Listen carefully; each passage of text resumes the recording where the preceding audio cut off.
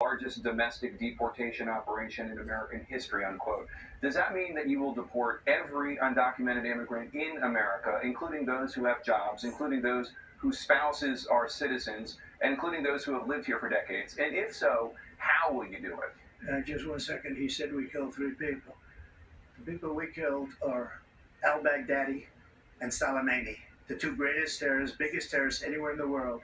And it had a huge impact on everything, not just border, on everything. He's the one that killed people with a bad border, including hundreds of thousands of people dying, and also killing our citizens when they come in. We are living right now in a rat's nest. They're killing our people in New York, in California, in every state in the union, because we don't have borders anymore. Every state is now a border.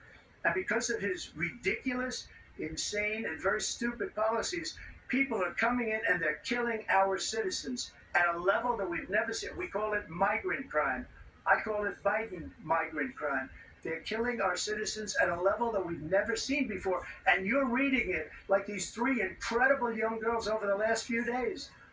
One of them, I just spoke to the mother, and they just had the funeral for this girl, 12 years old.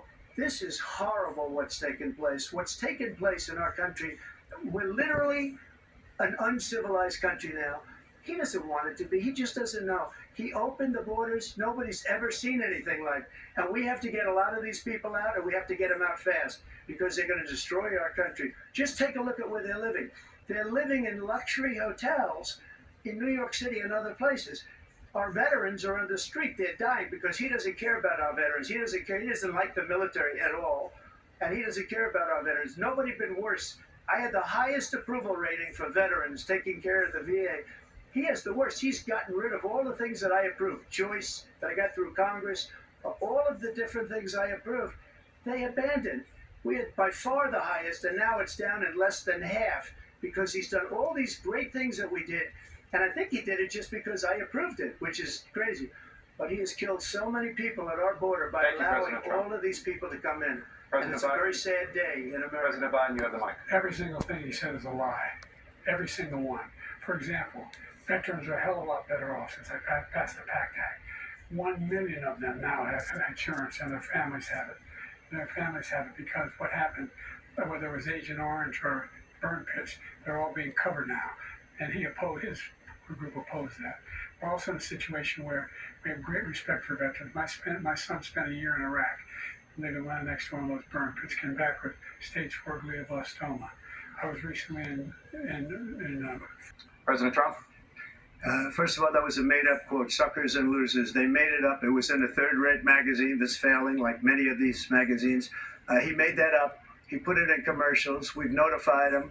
We had 19 people that said I didn't say it. And think of this. Who would say I'm at a cemetery or I'm talking about our veterans? Because nobody's taking better care. I'm so glad this came up and he brought it up. There's nobody that's taken better care of our soldiers than I have. To think that I would, in front of generals and others, say suckers and losers. We have 19 people that said it was never said by me. It was made up by him, just like Russia was made up, just like the 51 intelligence agents are made up, just like the new thing with the 16 economists are talking. It's the same thing. 51 intelligence agents said that the laptop was Russia disinformation. It wasn't. That came from his son, Hunter.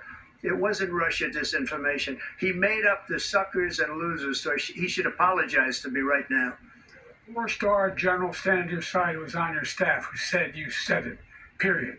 That's number one. And number two, the idea that I have to apologize to you for anything along the line. We've done more for veterans than any president has in American history. And they now are in their family. The only sacred obligation we have as a country is to care for our veterans when they come home and their families and equip them when they go to war. That's what we're doing. That's what the VA is doing now. They're doing more for veterans than ever before in our history. All right, thank you so much. Let's move to the topic of foreign policy. I want to begin with Russia's war against Ukraine, which is now in its 3rd year. Former President Trump, Russian President Vladimir Putin says he'll only end this war if Russia keeps the Ukrainian territory it has already claimed and Ukraine abandons its bid to join NATO. Are Putin's terms acceptable to you? First of all, our veterans and our soldiers can't stand this guy. They can't stand him. They think he's the worst commander-in-chief, if that's what you call him, that we've ever had. They can't stand him. So let's get that straight. And they like me more than just about any of them. And that's based on every single bit of information. As far as Russia and Ukraine, if we had a real president, the president that knew, that was respected by Putin, he would have never invaded Ukraine. A lot of people are dead right now, much more than people know. You know, they talk about numbers. You can double those numbers, maybe triple those numbers. He did nothing to stop it. In fact, I think he encouraged Russia from going in. I'll tell you what happened. He was so bad with Afghanistan. It was such a horrible embarrassment, most embarrassing moment in the history of our country, that when Putin watched that and he saw the incompetence, that he should have fired those generals, like I fired the one that you mentioned. And so he's got no love lost, but he should have fired those generals. No general got fired for the most embarrassing moment in the history of our country, Afghanistan, where we left billions of dollars of equipment behind. We lost 13 beautiful soldiers, and 38 soldiers were obliterated. And by the way, we left people behind too. We left American citizens behind. When Putin saw that, he said, you know what? I think we're going to go in and maybe take this was his dream. I talked to him about it, his dream. The difference is he never would have invaded Ukraine. Never. Just like Israel would have never been invaded in a million years by Hamas. You know why? Because Iran was broke with me. I wouldn't let anybody do business with them. They ran out of money. They were broke. They had no money for Hamas. They had no money for anything. No money for terror. That's why you had no terror at all during my administration. This place, the whole world is blowing up under him. President Biden? I've never heard so much malarkey in my whole life. Look, the fact of the matter is that we're in a situation where, let's take the last point first. Iran attacked American troops, caused brain damage for a number of these troops, and he did nothing about it. Recently, not when he was president. They attacked. He said they're just having headaches. That's all it is. He didn't do a thing when the attack took place, number one. Number two, we got over 100,000 Americans and others out of Afghanistan during that airlift.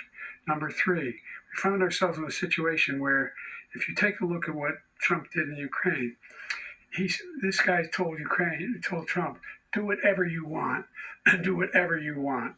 And that's exactly what Trump did to Putin, encourage him, do whatever you want. And he went in. And listen to what he said when he went in. He was going to take Kyiv in 5 days, remember? Because it's part of the old Soviet Union. That's what he wanted to reestablish, Kyiv. And he, in fact, didn't do it at all. He wasn't able to get it done. And they've lost thousands and thousands of troops, 500,000 troops. President Trump, I never said that. For 1 minute. I just want to go back to my original question, which is, are Putin's terms acceptable to you? Keeping the territory in Ukraine? No, they're not acceptable. But look, this is a war that never should have started. If we had a leader in this war, he led everybody along. He's given $200 billion now or more to Ukraine. He's given $200 billion. That's a lot of money. I don't think there's ever been anything like it. Every time that Zelensky comes to this country, he walks away with $60 billion. He's the greatest salesman ever. And I'm not knocking him. I'm not knocking anything. I'm only saying the money that we're spending on this war, and we shouldn't be spending, it should have never happened. I will have that war settled between Putin and Zelensky as president-elect before I take office on January 20th. I'll have that war settled. People being killed so needlessly, so stupidly, and I will get it settled, and I'll get it settled fast before I take office. President Biden, you have a minute. The fact is that Putin is a war criminal. He's killed thousands and thousands of people. And he has made one thing clear. He wants to reestablish what was part of the Soviet Empire, not just a piece. He wants all of Ukraine. That's what he wants. And then you think he'll stop there? Do you think he'll stop if he takes Ukraine? What do you think happens to Poland? What do you think of Belarus? What do you think happens to those NATO countries?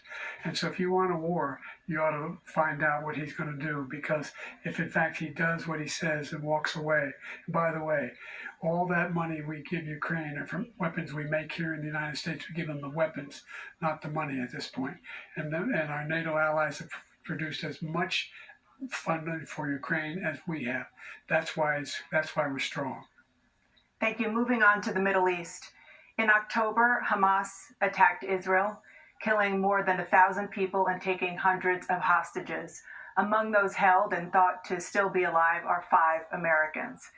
Israel's response has killed thousands of Palestinians and created a humanitarian crisis in Gaza. President Biden, you've put forward a proposal to resolve this conflict, but so far Hamas has not released the remaining hostages, and Israel is continuing its military offensive in Gaza. So what additional leverage will you use to get Hamas and Israel to end the war? You have 2 minutes. Number one, everyone from the United Nations Security Council straight through to the G7 to the Israelis and Netanyahu himself have endorsed the plan I put forward. Which has 3 stages to it. The first stage is trade the hostages for a ceasefire. Second phase is a ceasefire with additional conditions. The third phase is the end of the war. The only one who wants the war to continue is Hamas. Number one, they're the only ones standing out. We're still pushing hard to get them to accept. In the meantime, what's happened? In Israel, we're finding that the only thing I've denied Israel was 2,000-pound bombs. They don't work very well in populated